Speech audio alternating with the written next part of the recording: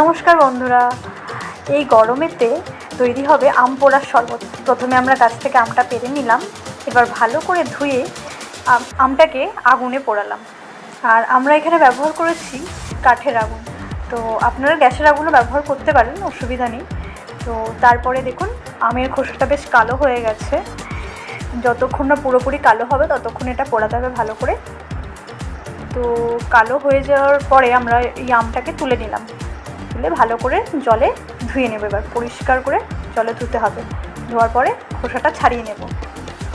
দেখতেই পাচ্ছেন কি সুন্দর আমটা পুড়েছে।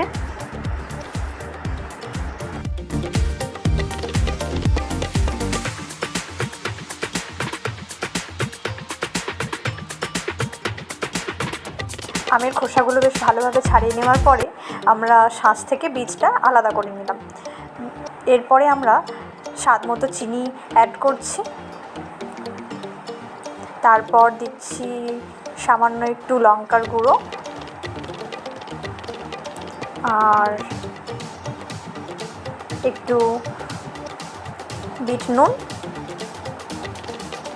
আর সামান্য জলজিরা পাউডার। তো এরপর খুব ভালোভাবে আমরা এটা মিশিয়ে নেব। তারপর জল দিচ্ছি পরিমাণ মতো।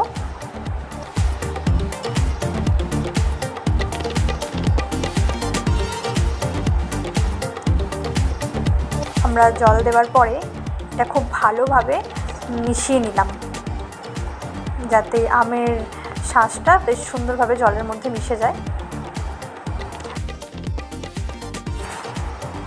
এরপর সুন্দর করে গ্লাসে ঢেলে বরফ দিয়ে পরিবেশন করুন। আর আপনারাও বাড়িতে বানিয়ে জানাবেন যে কেমন খেতে হয়েছে।